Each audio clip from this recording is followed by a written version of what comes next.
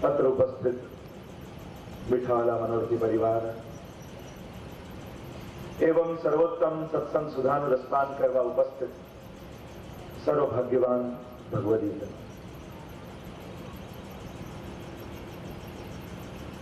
भगवत कृपाનો અનુભવ આપણે સૌ મળીને કરી રહ્યા છીએ। શ્રી ગુસાઈજી પ્રભુએ ગાયેલી આ દિવ્ય ગાથા અને એમના જ પ્રાગટ્ય ઉત્સવ નિમિત્તે અને વિશેષ કરી પરમ ભગવદી જતીનભાઈના પિતાશ્રી સૂર્યકાંતભાઈના 75 વર્ષના જન્મદિવસના ઉપલક્ષ્યમાં આ એક દિવ્ય સત્સંગમાં આપણે સૌ सम्मिलित થયા છીએ। સમાજને પ્રેરણા આપતો આ પ્રસંગ કદાચ કોઈ લૌકિક પાર્ટી આપત, કોઈ લૌકિક ગિફ્ટ આપત,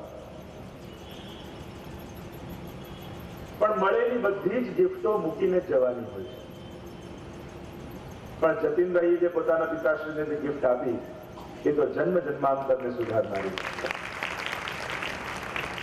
એક પ્રેરણા સમાજને મળી કે આપણા વડીલોના ઉત્સવો, જન્મો, પ્રસંગો આદિ આવતા લૌકિક પ્રસંગોને પણ અલૌકિક કઈ રીતે કરી લેવાય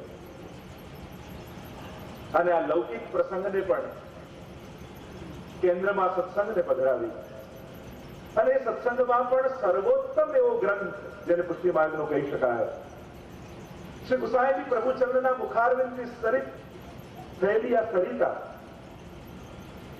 એવી આ સુધા જે સર્વોત્તમ નામથી પ્રસિદ્ધ છે અને એ જ્યારે ઉપહાર રૂપે આપવામાં આવે ત્યારે આ પ્રસંગ એક ચીર સ્મરણીય બની જતો હોય છે। આપણે બધા જ ભાગ્યશાળી છીએ કે સત્સંગ અને એમાં પણ સર્વોત્તમ સ્તોત્રના વિષય સાથેનો સત્સંગ 7 દિવસ માટે વડોદરાના વૈષ્ણવ સમાજને પ્રાપ્ત થયો છે।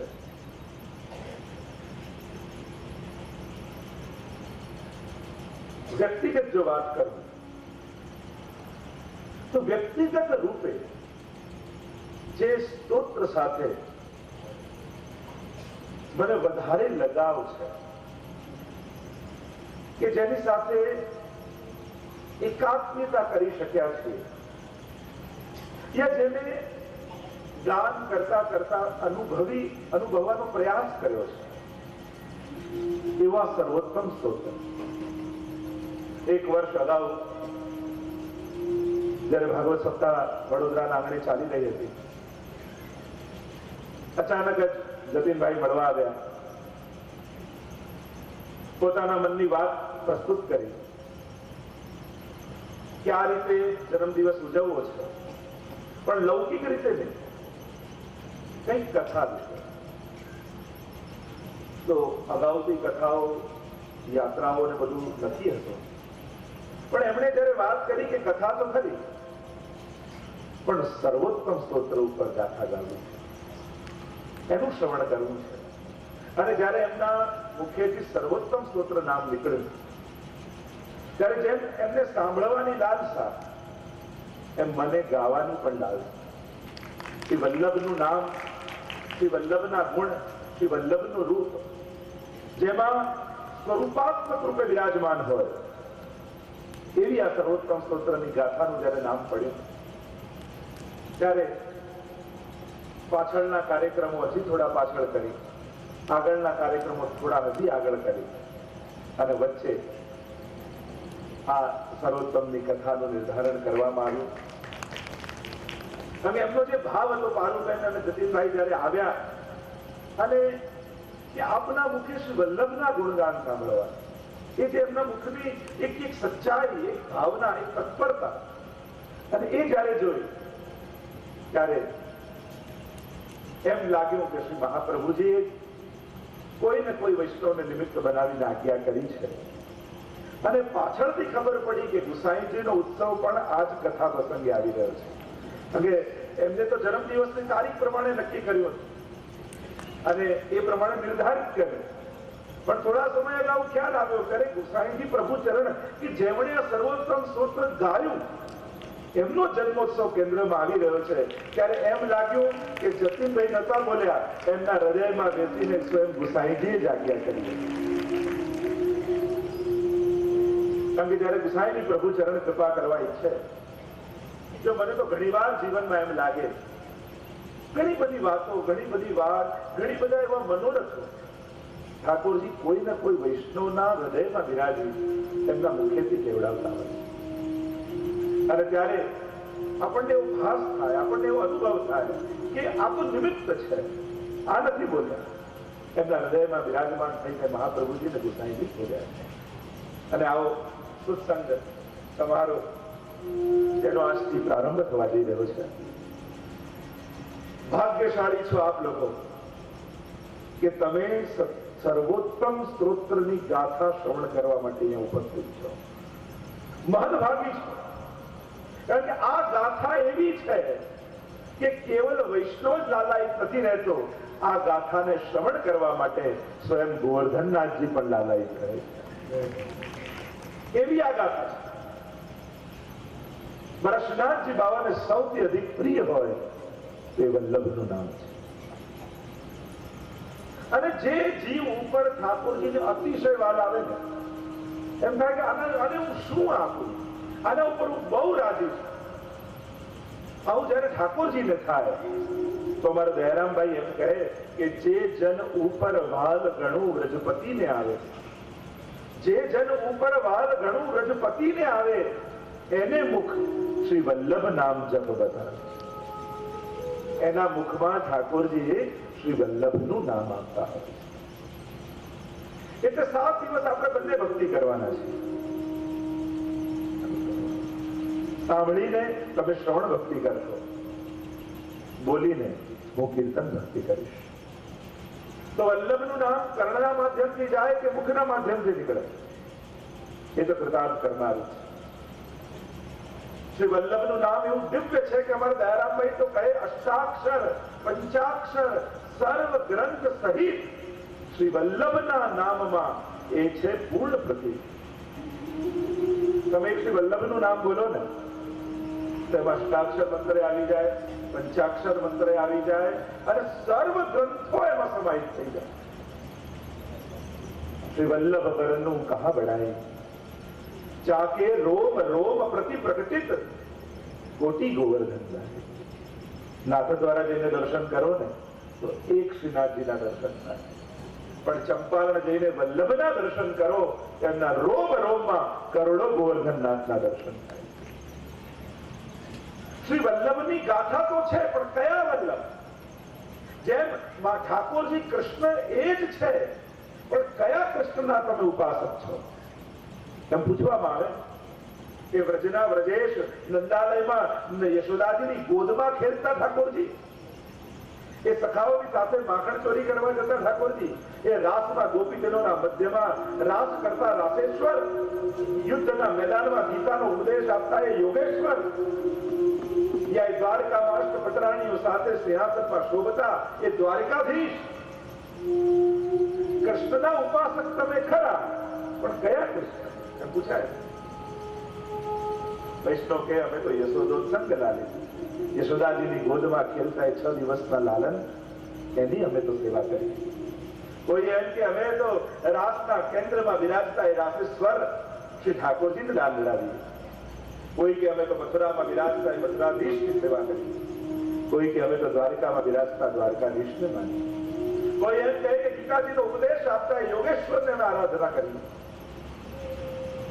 એમ જ હું તમને કહું, કઈ વલ્લભની ગાથા આપણે ગાવી, કયા વલ્લભની ઉપાસનાની વાત કરીએ? શું એ લક્ષ્મણ ભટ્ટજીના ઘરે પ્રગટેલા વલ્લભની વાત કરું છું? શું એ યજ્ઞ નારાયણ ભટ્ટના યજ્ઞ કુંડમાંથી પ્રગટેલા ચરુ લઈને એ દિવ્ય મદન મોહનલાલજી પ્રગટેલા અને એમણે આજ્ઞા કરી કે તમારા કુળમાં જન્મ લઈશ, એમની વાત કરવાના છે? શું એ 84 વૈષ્ણવના ગુરુ એવા શ્રી વલ્લભની વાત કરવાના છે? શું એ સર્વ વિદ્વાનોને શાસ્ત્રાર્થમાં પરાસ્ત કરી જગત ગુરુ પદ ધારણ કરેલા વલ્લભની વાત કરવાના છે? અનેક અનેક વલ્લભના સ્વરૂપની ચર્ચા કરી શકાય, કે પછી દબલાજીના હૃદયમાં જેનો અખંડ વાસ છે એવા શ્રી વલ્લભની વાત કરવાના. अरे दबलाजी आप वल्लभ को कहा करके जानो, એ વલ્લભની વાત કરવાની. ગુસાઈજી શ્રી વલ્લભના કયા વલ્લભના સ્વરૂપની ગાથા ગાઈ રહ્યા છે આ બધી જ ચર્ચાઓ 7 દિવસમાં કરીશું. અને મારી ઈચ્છા પણ છે કે 7 દિવસમાં સર્વોત્તમ સ્તોત્ર પૂરું કરું. કારણ કે વૈષ્ણવની ફરિયાદ એ રહે છે કે જેથી આપ શરૂ તો સારું કરો છો, પૂરું નથી કરતા. પણ પ્રયાસ એ કરીશ કે 7 દિવસમાં સર્વોત્તમની ગાથાને પૂર્ણ પણ કરું. મારું કાર્ય પૂરું ક્યાં થાય કે જેના વિશે હું બોલી રહ્યો છું એ સ્વરૂપ તમારા હૃદયમાં પ્રવેશી જાય એટલે મારું કાર્ય પૂરું. કથા પૂરી થાય કે ન થાય, પણ જેની ગાથા ગાઈ રહ્યો છું એ તમારા હૃદયારૂઢ થઈ જાય એટલે મારી યાત્રા તો ત્યાં જ પૂરી થઈ જાય. પછી તો એમના શણગાર કરવાના હોય. પોથીમાં બિરાજતા વલ્લભને મારે આપના હૃદયના પાઠ પર પધરાવવાના છે. ગુસાઈજીના જન્મોત્સવે મારે અહીંયા બેસેલા દરેક વૈષ્ણવના હૃદયમાં વલ્લભનો પાટોત્સવ ઉજવવો છે. આપ સૌના હૃદયમાં શ્રી વલ્લભ હૃદયની પાઠ પર બિરાજી જાય. મારે આ પોથીમાં રહેલા વલ્લભને પધરાવીને નથી જવું, પોથી પધરાવી દઈશ, વલ્લભ તો આપ સૌના હૃદયમાં પધરાવીને દઈશ. કારણ કે આપ સૌ જેટલા પણ બ્રહ્મ સંબંધી જીવો અહીંયા બિરાજેલા છે મારા વલ્લભના એક એક રોમ છે. આ જેટલી પણ દૈવી સૃષ્ટિ છે પુષ્ટિ कायेन निश्चय. हमारे महाप्रभु जी तो आज्ञा करते हैं ये साधारण सृष्टि नहीं है. क्षिति जल पावक गगन समीरा पंच रचित या अधम शरीरा. मानस में मर्यादा में कहा 5 તત્વનો આ દેહ બનેલો છે, વાત ચોક્કસ, એમાં કોઈ સંશય નહીં. પણ મારા વૈષ્ણવનો દેહ જયારે ઘડાતો હોય ને ત્યારે આ 5 તત્વો ઠાકોરજી લે ખરા, પણ ક્યાંથી લે? એ જયારે પૃથ્વી તત્વ લેવું હોય ત્યારે સાધારણ પૃથ્વી તત્વ નથી હોતું, વ્રજ રજમાંથી ઠાકોરજી લે. જળ તત્વ લેવું હોય ત્યારે યમુનાજી માંથી લે. તેજ તત્વ લેવું હોય ત્યારે મહાપ્રભુજી માંથી લે. આકાશ તત્વ લેવું હોય ત્યારે આકાશ માર્ગે ગિરિરાજજી પધારેલા ગિરિરાજજી માંથી લે. અને આકાશ તત્વ લેવું હોય વાયુ તત્વ ગિરિરાજજી માંથી અને આકાશ તત્વ સ્વયં ઠાકોરજી માંથી. આમ આ 5 તત્વોમાંથી મારા વૈષ્ણવનો દેહ ગણાતો હોય છે. અને જ્યારે દેહ સમાપ્ત થાય ત્યારે આ 5 તત્વો બીજે ક્યાંય નથી જતા, આ અલૌકિક 5 તત્વોમાં લય પામે. તો એવા વલ્લભની ગાથા જેના શ્રીઅંગનો તમે પણ એક ભાગ છો. આપણે ત્યાં તો વાર્તા પ્રસંગમાં આવે ને કે ગુસાઈજીને એકવાર બહુજીએ પૂછ્યું કે આ ચાચાજી આપના શ્રીઅંગનું કયું સ્વરૂપ છે, શ્રીઅંગનો કયો ભાગ છે? ત્યારે ગુસાઈજીએ કહ્યું ચાચાજી છે એ મારી આંખની કીકીઓ છે. એટલે બહુજીને સંદેહ થયો કે આવું કઈ હોતું હશે. જીતો જાગતો દેખાતો માણસ એ શ્રી ગુસાઈજીના પ્રભુ અંગનો શ્રીઅંગનો ભાગ સંશય છે. એકવાર ચાચાજી ચાલતા ચાલતા જતા હતા ને પગમાં ઠોકર વાગી, અને ઠોકર વાગી અને એ જ સમયે એમના પગના અંગૂઠામાંથી લોહી નીકળ્યું અને ગુસાઈજીની આંખની કીકીઓ લાલ થઈ. બહુજીએ જોયું કે જયરાજ આપની આંખોમાં લોહી કેમ, આવી લાલ કેમ? ત્યારે કહ્યું કે મારા ચાચાજીના પગમાં ઠોકર વાગી એટલે મારી કીકીઓનું એ સ્વરૂપ છે એટલે મારી કીકીઓ લાલ થઈ. અને ત્યારે સમજાયું આ સર્વ વૈષ્ણવો સાધારણ નથી. તમને ભલે તમારા સ્વરૂપનું જ્ઞાન ન હોય એ જુદી વાત, તમે તમારી જાતને ભલે સાધારણ માનતા હો, પણ એક વાત આજે સમજી લેજો, તમે साधारण નથી. मेरे गोकुलनाथ जी कहते हैं, मेरे गुसाई जी कहते हैं, मेरे महाप्रभु जी कहते हैं हे वैष्णव તમે સાધારણ નથી.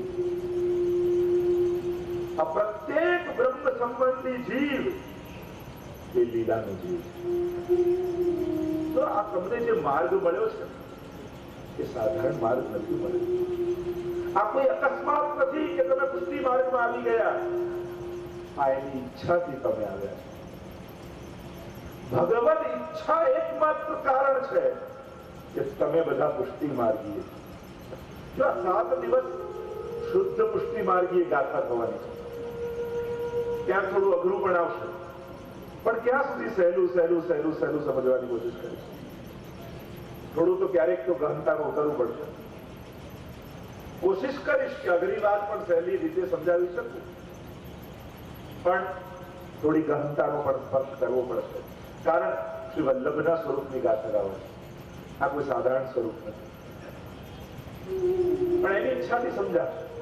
એટલે એક વાત સમજી લો, તમે પુષ્ટિ માર્ગમાં આવ્યા નિમિત્ત ભલે કોઈ પણ બન્યું હોય, કોઈ પાડોશમાં રહેતો વૈષ્ણવ, કોઈ ઘરમાં રહેલા વડીલ, ક્યાંક કોઈના વિચારો, ક્યાંક કોઈનું ક્રિયા, કોઈનો વ્યવહાર, કોઈક ને કોઈક નિમિત્તથી પ્રભાવિત થયા, કોઈના સંકેતથી, કોઈના આગ્રહથી, કોઈના સત્સંગથી નિમિત્ત બનીને તમે બ્રહ્મ સંબંધ લઈને પુષ્ટિ માર્ગીય થયા.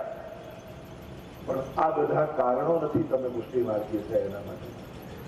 એક જ કારણ છે પુષ્ટિ માર્ગમાં, એ છે વલ્લભની ઈચ્છા.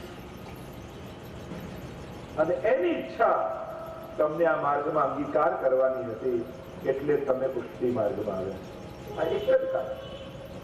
ભાગ્યશાળી છો, તમને આ માર્ગ મળ્યો છે. આ માર્ગમાં આવીને ભગવાનની કૃપા તમે નથી મેળવવાના.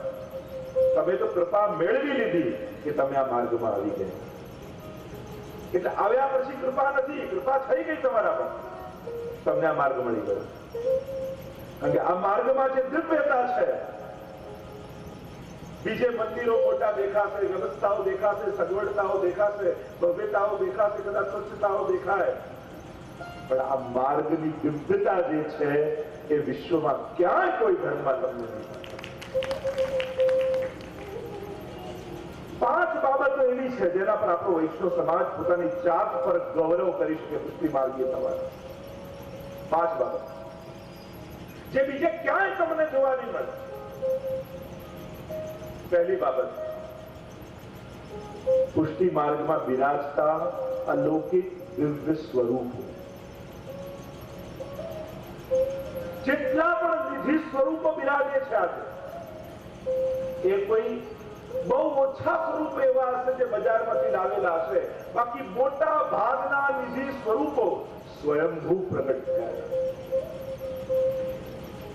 કોઈ ધર્મમાં, કોઈ સંપ્રદાયમાં આટલા સ્વયંભૂ દિવ્ય સ્વરૂપો તમને ક્યાંય જોવા નહીં.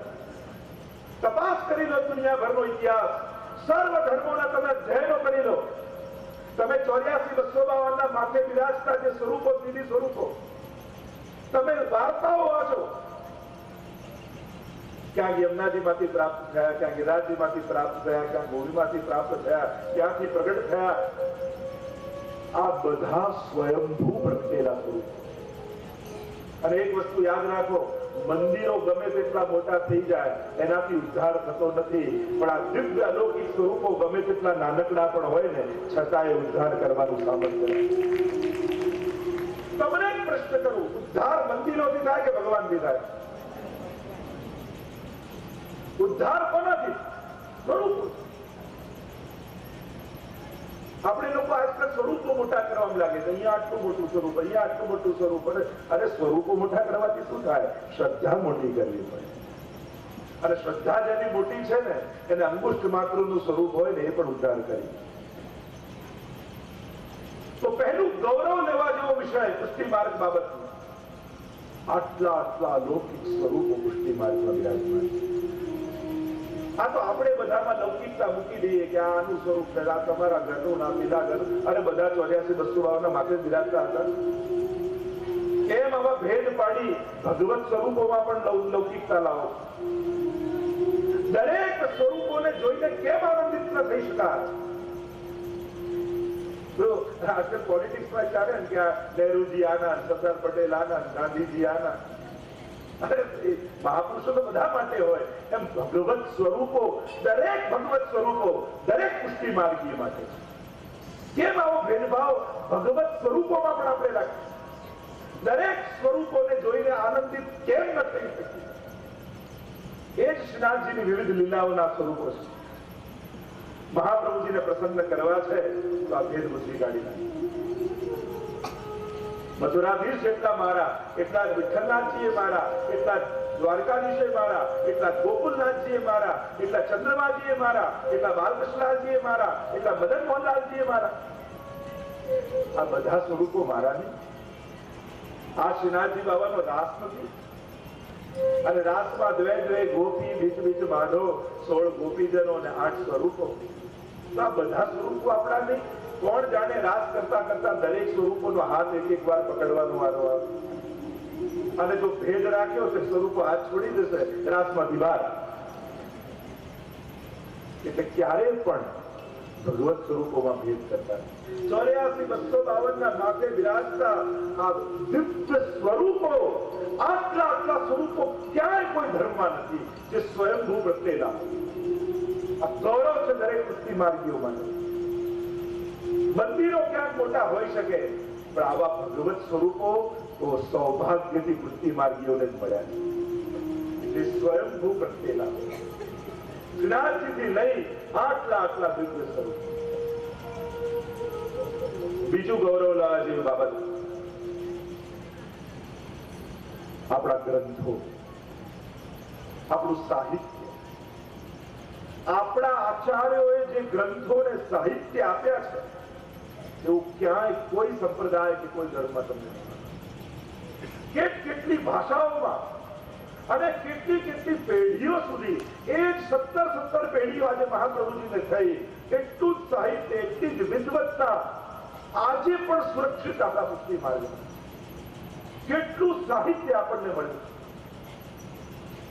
એ વેદના સારોથી લઈ આપણા આચાર્યોએ કોઈ પાસાઓને છોડ્યા નથી.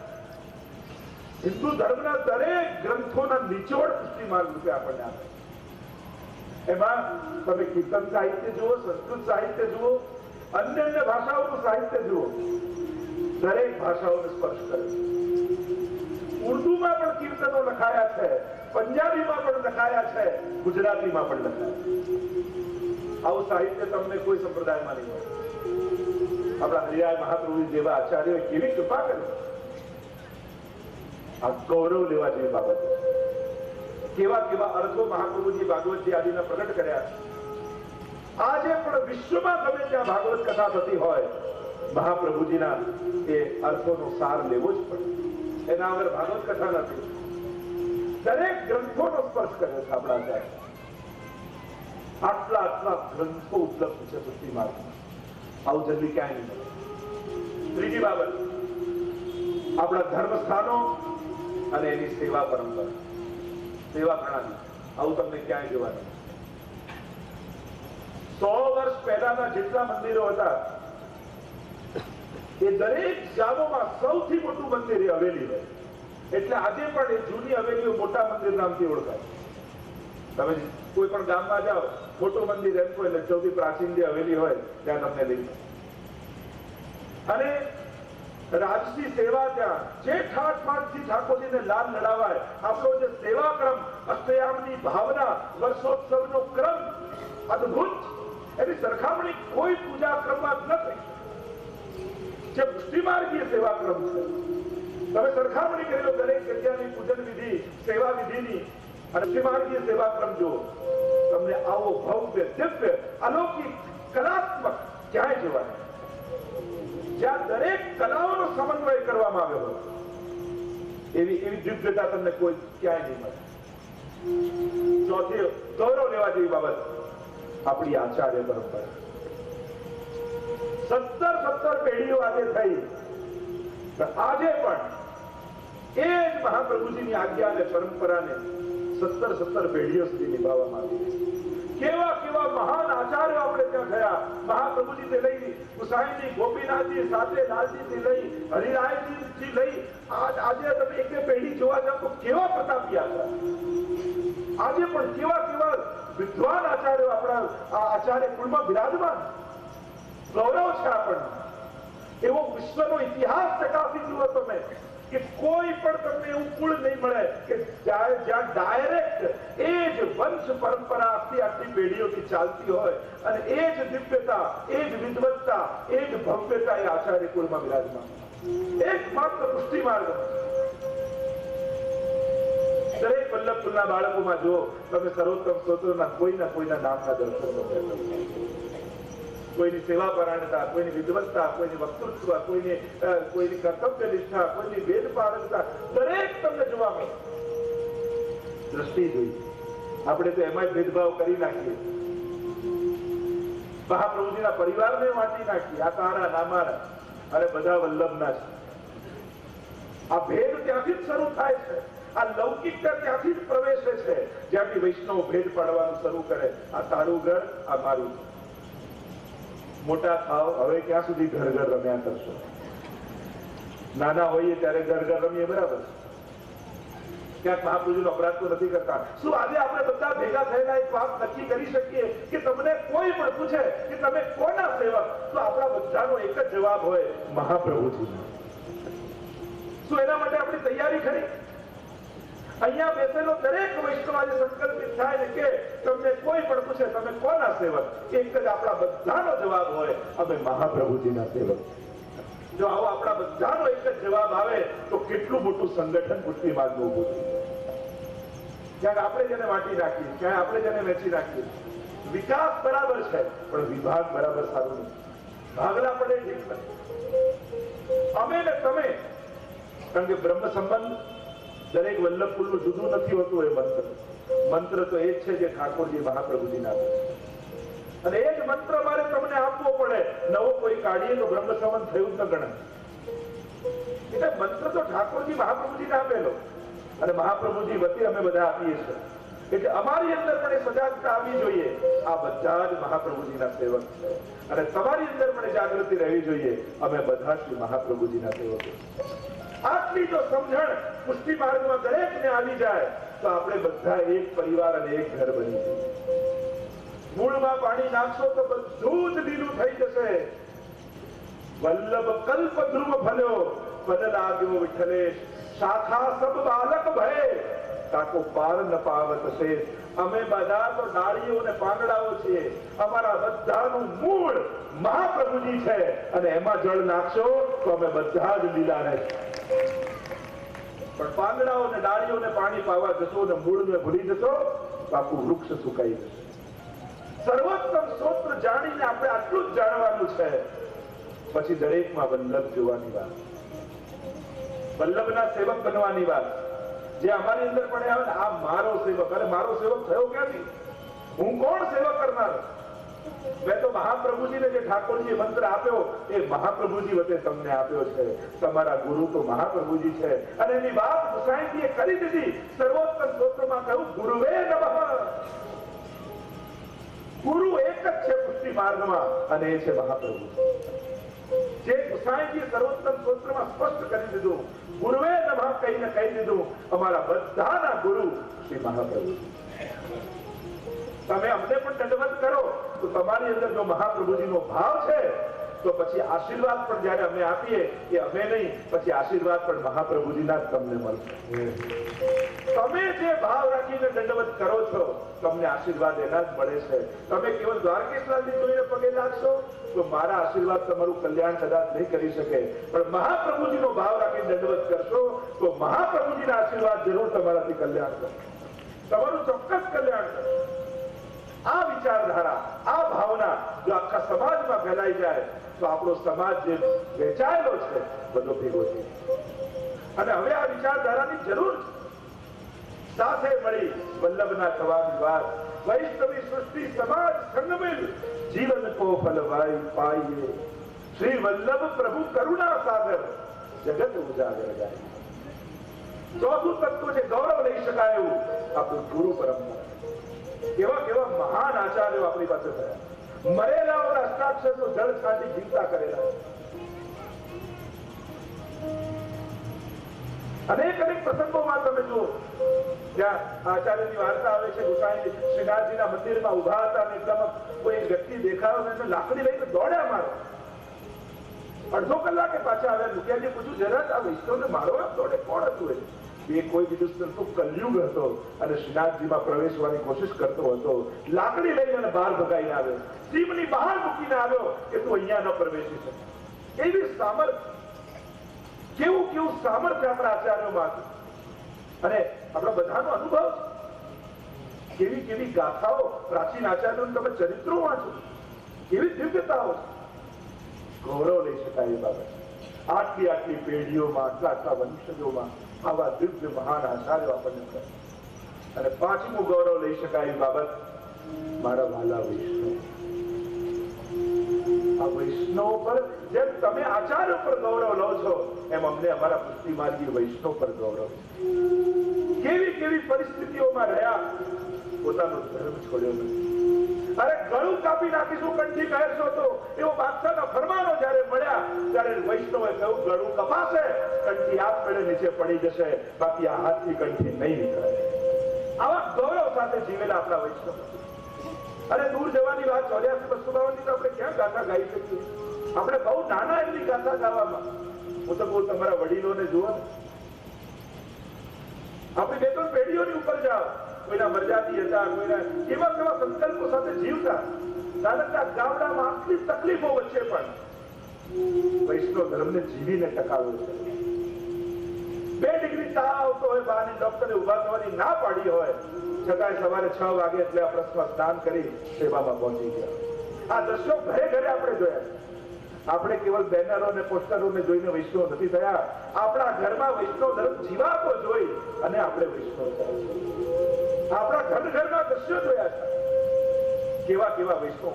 આજે સૌરાષ્ટ્રમાં જાઓ તમે, કરોડાધિપતિ હોય, મહેલ જેવું ઘર હોય, પણ મરજાદ લીધી હોય, નક્કી કર્યું હોય સમર્પિત જીવન જીવવું, અને ઘરમાં આટલા સુખની વચ્ચે પણ બહાર એક ઓરડું બાંધીને રહેતા મેં જોયા છે. માથે ગાગર લઈને જલ ભરવા જાય ગામના ચોગાનમાં, અને જલ કુવાનું લઈને આવે. ગુરુદેવે આજ્ઞા કરી હોય, આપણે તો તમારે સગડી ભોગ ધરવી છે તો કુવાનું જળ જોઈશે, અને આજ્ઞા માની ત્યારે તર્ક વિતર્ક કરવા ન બેસે કે નળ આવે છે એમાં શું વાંધો છે. આજ્ઞા થઈને સમાપ્ત. માથે ગાગર લઈને જાય, મરજાદે પોતલું પહેર્યું હોય, કરોડાધિપતિ હોય, પણ એ જલ ભરીને લાવે. બધા સુખનો વૈભવનો ત્યાગ કરી પોતાના હાથે રસોઈ કરી ઠાકોરજીને ભોગ ધરી એ મહાપ્રસાદ દેતા આજે હજારો ઘરોમાં આવશે. જો આ ગૌરવ નથી? આજના આ કલિકાલમાં, કોમ્પ્રોમાઇઝના યુગમાં આટલા સુખની વચ્ચે પણ આવા સંન્યાસીઓ, કહું તો સંન્યાસીઓ ઉલટાના વૈભવમાં રહે છે. આપણા વૈષ્ણવો સાચા સંન્યાસી. કેવો સંન્યાસ? બધું પોતાના પ્રસન્નતાથી ત્યાગી, મારા ઠાકોરજીને જે ન ધરાય એ મારાથી ન લેવાય, એવા સંકલ્પ સાથે જીવનારા લોકો આજે પણ હજારો ઘરોમાં આ રીતે જીવાય. ગૌરવ ન થાય આપણને જોઈ? આ ખુમારી ન થાય વૈષ્ણવને જોઈને કે આવા વૈષ્ણવનો વૈભવ આપણા પુષ્ટિ માર્ગમાં. આ આપણું ગૌરવ છે. માથું ઊંચું થઈ જાય આપણું. આ અમારો વૈભવ આ છે, અમારું ગૌરવ આ છે, આપણું ધન આ છે. આ મહાપ્રભુજીની વાણીની તાકાત છે. બધું હોવા છતાં એને લાત મારી અને ઠાકોરજી માટે જીવન જીવતો થઈ જાય. આ ચમત્કારથી મોટું નથી, આ સૌથી મોટો ચમત્કાર છે. આનાથી મોટો કલિયુગમાં બીજો કયો ચમત્કાર જોઈએ? અને અભણ લોકોને, મોટા મોટા ડોક્ટરો અમેરિકામાં પણ મેં જોયું છે કે ભલે આટલો મોટો ડોક્ટર હોય, આખી હોસ્પિટલ એના અંડરમાં ચાલતી હોય, ક્યાંય કૂવો ખોદાવી અને કૂવાનું જળ લઈને, મરજાદ લઈને ઠાકોરજીની સેવા કરતા હજારો લોકો ત્યાં છે. એટલે એમ ન માનતા કે કોઈ ગામડામાં જ આવા લોકો હોય. આ છે મહાપ્રભુજીની વાણીની તાકાત. આ છે ગુસાઈજીના સિદ્ધાંતોની તાકાત. તમે બધા તો દમલાજીના વંશજો છો, સાધારણ નથી. જેમ અમે વલ્લભના વંશ છીએ, એમ આખો વૈષ્ણવ સમાજ દમલાજીનો વંશ છે. એટલે અમારે પણ જેમ ગુસાઈજી દમલાજીનો આદર રાખતા, એમ અમારે પણ વૈષ્ણવનો આદર રાખવો જોઈએ, કારણ કે તમે દમલાજીના વંશ છો. એક આધી ગાદી દાબીને બેસતા તો ગુસાઈજી આદર રાખતા. મારા મહાપ્રભુજીના સેવક, ચણપશ ના આપતા, મહાપ્રભુજીના સેવક. અરે કૃષ્ણદાસ અધિકારીએ 6 માસનો વિયોગ કરાવ્યો, આદર રાખ્યો, મહાપ્રભુજીના સેવકની આજ્ઞા. અને જયારે કેદખાનામાં નાખવામાં આવ્યા કૃષ્ણદાસ અધિકારી, ગુસાઈજીને સમાચાર મળ્યા કે કૃષ્ણદાસ અધિકારી કેદખાનામાં છે, અન્ન જળનો ત્યાગ કરી. મારા વલ્લભના સેવકને આવો શ્રમ, જ્યાં સુધી એ બહાર નહીં આવે ત્યાં સુધી અન્ન જળ નહીં લઉં. કેવું ગૌરવ રાખતા, કેવું આદર રાખતા. તમે લોકો કોઈ અમારા ગુલામ નથી, અમારો કોઈ અધિકાર નથી તમારું અપમાન કરવા, તમારી સાથે જેમ તેમ વાત કરવા. અમારી અંદર પણ એ આદર હોવો જોઈએ. તમે દમલાજીના વંશજ છો, મહાપ્રભુજીના સેવક છો, અમારે તમારો આદર રાખવો. આ વાતાવરણ સર્જવું પડશે, પરસ્પરનો આદર હોય. તમે જો અમારામાં મહાપ્રભુજી જોઈ અમારું રિસ્પેક્ટ રાખતા હોય તો અમારે પણ તમારામાં દામોદરજી જોઈ અમારે પણ તમારું આદર રાખવું. આ વાતાવરણ સર્જવું જ પડશે, કારણ કે આ સિદ્ધાંત છે, આજ આપણા માર્ગની મર્યાદા છે, આજ આપણા સમાજનું ગૌરવ છે કે આજે પણ વૈષ્ણવ વલ્લભ કુલમાં વલ્લભ જુએ અને આજે પણ વલ્લભ કુલ વૈષ્ણવમાં દમલાજી જુએ. આવું જો વાતાવરણ બને તો આખા પુષ્ટિ માર્ગનું વાતાવરણ દિવ્ય બની અને એ વાતાવરણ સર્જવાનું. પાંચમું તત્વ ગૌરવ લેવા જેવું અમારો વૈષ્ણવ સમાજ. એવા કેવા વૈષ્ણવ મેં તો જોયા, આ આપણું હૃદય દ્રવી જાય. એક ઓરડાનું મકાન હોય અને એમાં એનું મંદિર તો પહેલા હોય. અમારા જતીનભાઈ હમણાં જ કહેતા ઠાકોરજીનું એસી પછી લગાડ્યું, 4 વર્ષ પછી મારા રૂમમાં લગાડ્યું. આ સંસ્કાર છે, આ એક ભાવના છે જે આપણને શીખવાડાતી નથી, આપણા લોહીમાં વહે. વૈષ્ણવોના નસે નસમાં સંસ્કારો વહે છે. કઈક નવું આવ્યું પેલા ઠાકોરજીને દંડવત કરવા, કઈક પ્રસંગ આવ્યો પેલા ઠાકોરજી. આ કોઈ શીખવાડતું નથી, છતાં એના મનમાંથી જાગે છે. કેમ? કારણ કે તમે દમલાજીના વંશજ, તમારી ભીતર, તમારા લોહીના કણે કણમાં આ સંસ્કારો મહાપ્રભુજીએ રોક્યા છે. એ સહજ છે, સ્વાભાવિક છે. અને આ પુષ્ટિમાર્ગનું ગૌરવ. મેં તો એવા વૈષ્ણવોને જોયા છે, પોતાને ખાવાના ફાફા હોય ઠાકોરજી માટે ઉત્તમ લાવીને ભોગ કરે, પોતાને રહેવાની સગવડતા ન હોય, જ્યારે આખા વિશ્વભરમાં જઈએ પધરાવણીઓ થતી હોય ત્યારે પધરાવણીઓ મારું લક્ષ્ય એ હોય કે આના વૈષ્ણવના ઘરનો વૈભવ જોઈએ. અને એનો વૈભવ એની વ્યવસ્થા નથી હોતી. એના ઘરમાં રહેલું 2x2 નું જે ખાનું, જેને મંદિર કહેતો હોય, એ વૈષ્ણવના ઘરનું વૈભવ હોય. અને એ જોવા માટે અમે જતા હોઈએ છીએ કે આના ઘરે ઠાકોરજી કઈ રીતે રાખે. એ ભલે બતાવે કે ન બતાવે, પણ અમારી નજર તો ગોતતી જ હોય છે પ્રભુ ક્યાં. અમે કહીએ કે ન કહીએ, પણ અમારી આંખો એ શોધતી જ હોય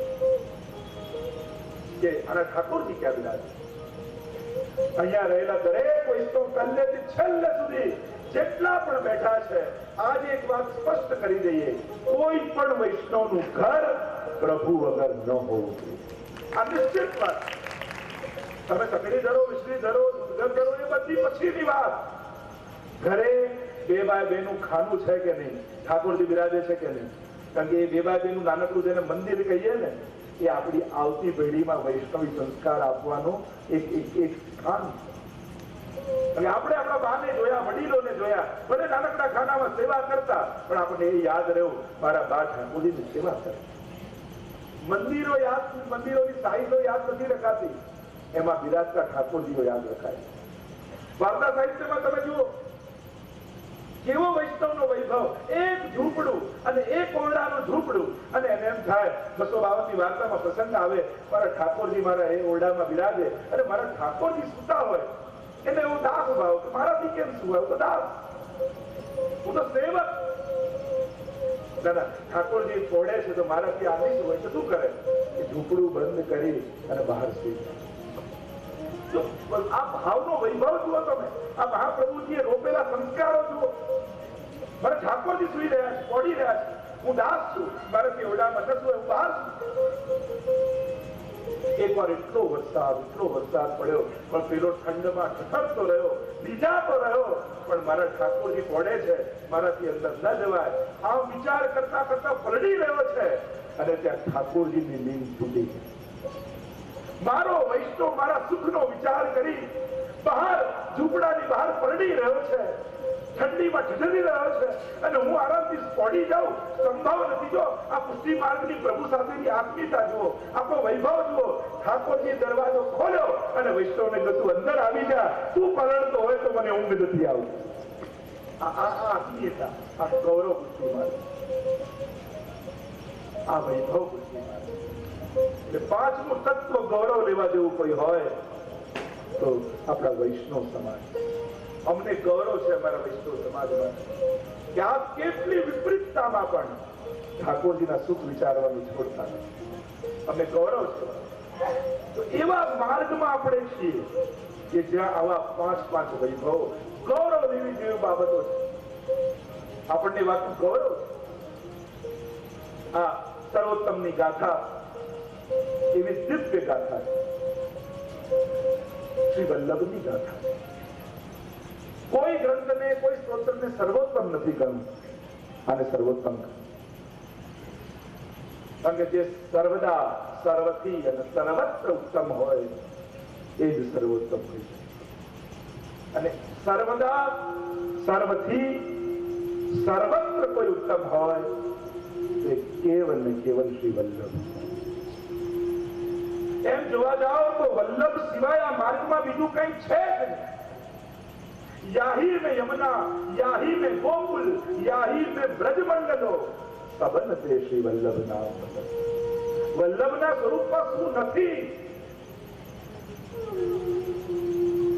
લોકો સ્વરૂપો વધારવામાં માંડ્યા. ઠાકોરજી તો શ્રીનાથજી તો છે, લાલન નથી. હવે લાલન બદલાવ સરસ. લાલન શ્રીનાથજીની સેવા થવી જોઈએ. બે સ્વરૂપો બિરાજતા હોય, સ્વરૂપ સેવા થાય, ચિત્ર સ્વરૂપ. પછી હવે એમ થાય પેલા ત્યાં ગિરિરાજજી બિરાજ, ગિરિરાજજી બિરાજ, એટલે યમુનાજી બિરાજે, યમુનાજી બિરાજ, અને આ બિરાજમાં મહાપ્રભુ બિરાજ. પછી એટલા બધા સ્વરૂપો ભેગા કરી લે કે આવું મંદિર તાનવું પડે. હવે પહોંચી શકાતું નથી. જે સ્વરૂપની સેવા કરો છો એમાં એટલી નિષ્ઠા વધારી દો. તમારી સ્વરૂપો બહુ ના વધારો, નિષ્ઠા એટલી વધારી દો કે જે દિવસે મહાપ્રભુજીનો ભાવ આવ્યો હોય એ દિવસે લાલનના મુખારવિંદમાં મહાપ્રભુજીના દર્શન થાય. જે દિવસે યમુનાજીનો ભાવ આવેશ હોય એ દિવસે લાલનના મુખારવિંદમાં યમુનાજીના દર્શન થાય. જે દિવસે ગિરિરાજજીનો ભાવ આવેશ હોય એ દિવસે લાલનના મુખારવિંદમાં ગિરિરાજજીનો ભાવ. આ સ્વરૂપ નિષ્ઠા. આપણા ભગવતીઓને કેવી નિષ્ઠા શ્રી વલ્લભના સ્વરૂપમાં છે. સબન તે શ્રી વલ્લભ નામ ભલો, याही में यमुना, याही में गोकुल, याही में ब्रजमंडलो, सबन ते श्री वल्लभ.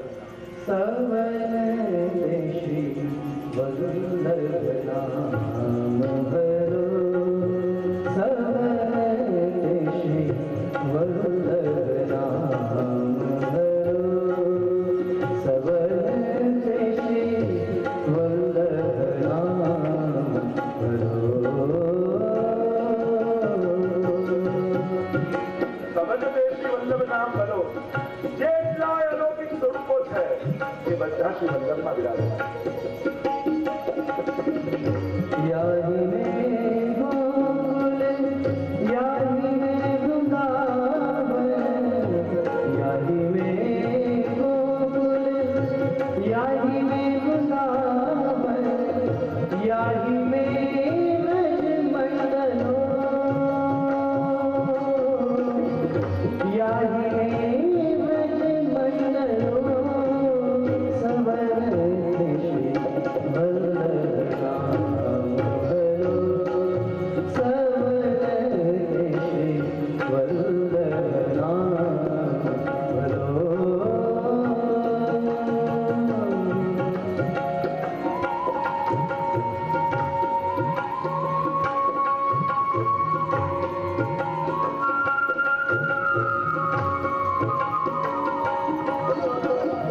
याही में गोवर्धन रासालीला,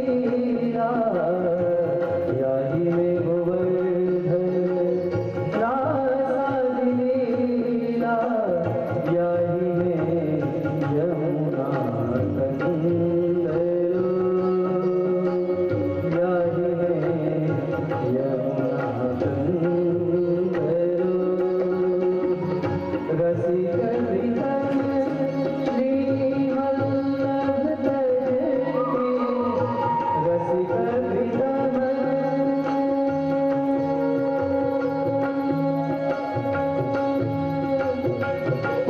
श्री वल्लभ तजके, व्रतायित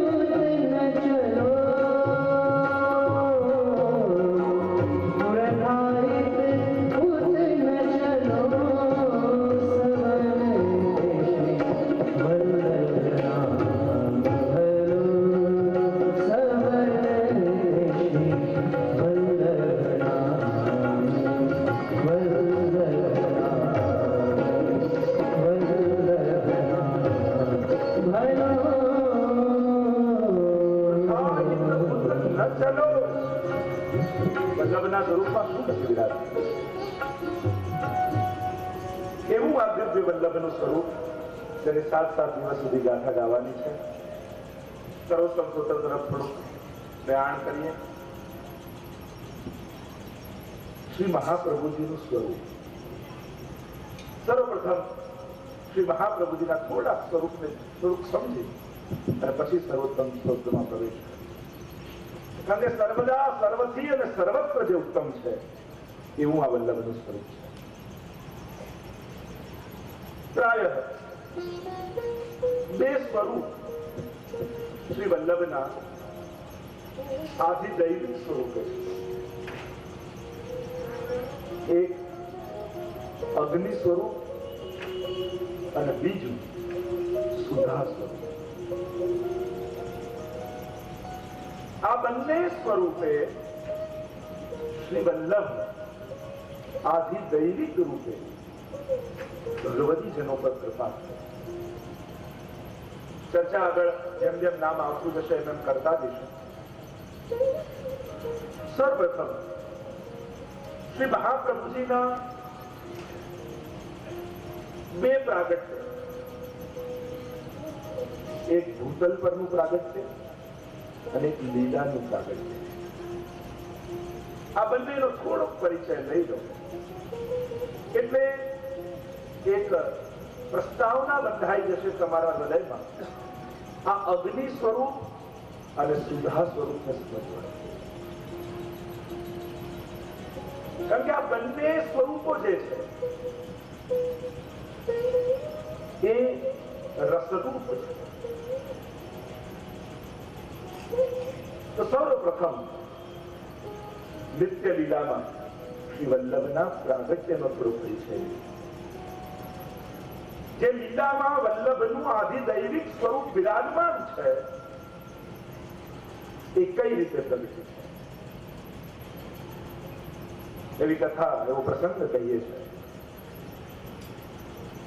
એકવાર શ્રી ઠાકોરજી કુંજમાં એકલા બિરાજેલા અને એકલા બિરાજતા બિરાજતા આપશ્રીને સ્વામીજીનું સ્મરણ થયા અને સ્વામીજીનું સ્મરણ થતા રાધા રાધા રાધા રાધા ઉચ્ચારણ કરતા કરતા કરતા કરતા રોમ રોમમાં સ્વામીજી વ્યાપી ગયા. એવો વિપ્રયોગ ઠાકોરજીના રોમાવલીઓ સુધી પહોંચી. રોમ રોમમાં વ્યાપી. એટલામાં સ્વામીજી બધા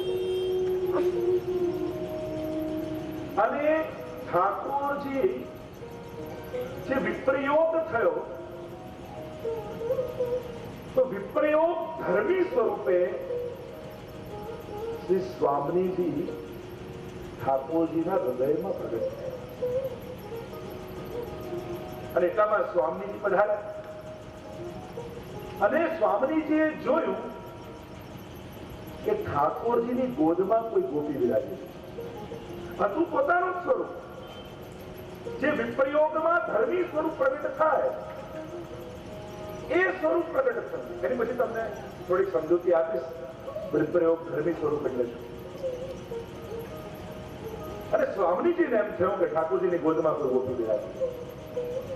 રિસાઈ ગયા, માન પ્રગટ્યું, નારાજ થઈ ગયા. જાઓ પ્રભુ, આજ પછી આપની સાથે ક્યારે વાત નહીં કરું. હું આપનું સ્મરણ કરતી કરતી આપને મળવા આવી અને શું જોઉં છું, આપના ગોદમાં તો કોઈ બિરાજેલું. દૂરથી સ્વામીજીને એમ લાગ્યું કે કોઈ બિરાજેલું. પીઠ દઈને સ્વામીજી બિરાજી. ઠાકોરજીને થયું, અરે સ્વામીજી, આપનું સ્મરણ કરતા કરતા એવો વિપ્રયોગ મને થયો. રોમ રોમમાં આપ વ્યાપી ગયા અને આપ મારાથી નારાજ થઈને માન કરીને બિરાજો છો. આપને કારણે તો હું બળી રહ્યો છું મારું રોમ રોમ અને હવે મારાથી આપ માન કરો છો તો જાઓ, હું પણ આપણાથી નહીં બોલું. હું આપણાથી માન ધરું છું અને પ્રભુ પણ પીઠ દઈને મું ફેરવીને બિરાજો. અહીંયા પીઠ દઈને બિરાજ્યા છે રિસાઈને માન ધરીને સ્વામીજી, અને અહીંયા રિસાઈને બિરાજ્યા છે ઠાકોરજી. બંને પ્રણ લીધું આપનું મુખારવિંદ હવેથી નહીં, પણ બંનેની અંદર એવો એકબીજા માટેનો પ્રેમ છે કે એક ક્ષણ પણ જો મુખારવિંદ ન જુએ તો રોગ રોગમાં અગ્નિ વ્યાપી જાય. એકબીજા વગર રહી શકે એમ નથી, એવો એકબીજા માટેનો તાપ. અને માન એવું ધર્યું, એવું ગાઢ માન ધર્યું કે હવે સ્વામીજીએ નક્કી કર્યું કે પ્રભુ મનાવવા ન આવે ત્યાં સુધી માનવું નથી. અને અહીંયા ઠાકોરજીએ નક્કી કર્યું હવે સ્વામીજી મનાવવા ના આવે ત્યાં સુધી માનવું. અને બીજે રોજ તો કાયમ એમ થતું કે સ્વામીજી કઈ દિશા અને ઠાકોરજી કઈ ને કઈ ઉપાય કરે, ક્યારેક મોર બને ને ક્યારેક કોઈ ખેલ કરે અને ઠાકોરજી સ્વામીજીને મનાવી લે. પણ આજે તો એવું ગાઢ માન બંને ધર્યું છે. સ્વામીજી કે પ્રભુ મનાવવા ના આવે તો માનવું નહીં, ઠાકોરજી કે સ્વામીજી મનાવવા ના આવે તો માનવું. અને બંનેના હૃદયમાં એવો વિપ્રયોગ છે, એક ક્ષણ જે એકબીજા વગર ન રહી શકે એમને આટલો સમય એકબીજાને જોયા વગર કાઢવો સંભવ નથી. આપણે તો કલ્પના ન કરી શકીએ વિપ્રયોગ, એવો વિપ્રયોગ. બંનેના હૃદયમાં ઠાકોરજી અને સ્વામીજીનો બંનેનો ભાવ વિરાજે છે. સ્વામીજીના હૃદયમાં પ્રભુનો સ્ત્રી ભાવ અને પુંભાવ, ઠાકોરજીના હૃદયમાં પુંભાવ અને સ્ત્રી ભાવ બંને ભાવ વિરાજે છે. ભોગતા ભાવ અને ભોગ્યા ભાવ, આનંદ આપવાનો ભાવ અને આનંદ લેવાનો સાધારણ શબ્દો. અને એવો પ્રયોગ થયો કે આ બંનેને કોઈ મનાવશે નહીં તો શું થશે?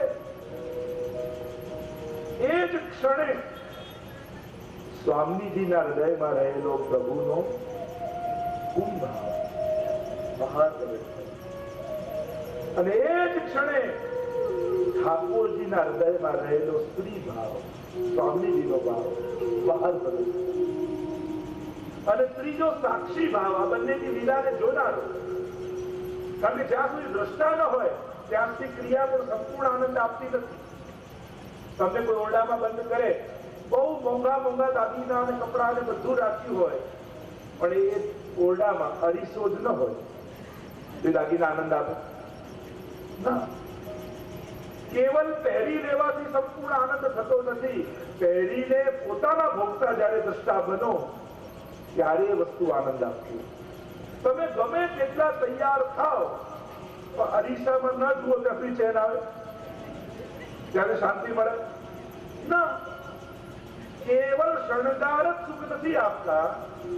એ શણગારના દ્રષ્ટા જયારે તમે બનો ને, સાક્ષી તમે બનો, ત્યારે એનો સંપૂર્ણ પૂર્ણ આનંદ ત્યારે અનુભવ થાય. એમ જ લીલા કરીને ઠાકોરજીને સ્વામીજીને આનંદ પ્રગટે છે, પણ પોતાનામાંથી જે સાક્ષી સ્વરૂપ પ્રગટ કરી પોતે સાક્ષી સ્વરૂપે બંને પોતાની લીલાઓના દર્શન કરે ત્યારે એ લીલાનો પૂર્ણાનંદનો અનુભવ બંનેને થાય છે. સાક્ષી સ્વરૂપ પ્રગટ કર્યું, આ ત્રણેય સ્વરૂપ ભેગા થયા. એ સ્વરૂપ લીલામાં બિરાજતું વલ્લભનું આદિ દૈવિક સ્વરૂપનું પ્રાગટ છે. બોલીએ શ્રી વલ્લભાધીશ કી જય. અને જે આપણે શ્રી મહાપ્રભુજીના ધ્યાનમાં બોલીએ